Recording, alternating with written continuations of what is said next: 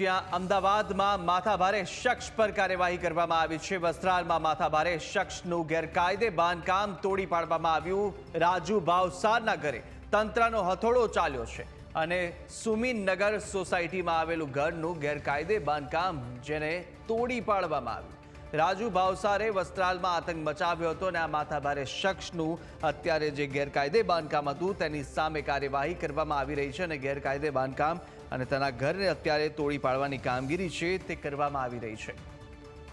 તો રાજુ ભાવસાર કે જેણે આતંક મચાવ્યો હતો વસ્ત્રાલ વિસ્તારની અંદર થોડા દિવસ પહેલા અને જે રીતે આ માથાભારે શખ્સ છે અને તેની સામે અનેક ગુનાકીય રીતે અગાઉ પણ સંડોવણી હોવાનું સામે આવ્યું તો ત્યારબાદ હવે માથાભારે શખ્સ પર કાર્યવાહી કરવામાં આવી રહી છે। તેના ભાગરૂપે અત્યારે જે ગેરકાયદે બાંધકામ કરવામાં આવ્યું હતું તે બાંધકામ અત્યારે તોડી પાડવામાં આવી રહ્યું છે અને આના દ્રશ્યો આપ જોઈ રહ્યા છો।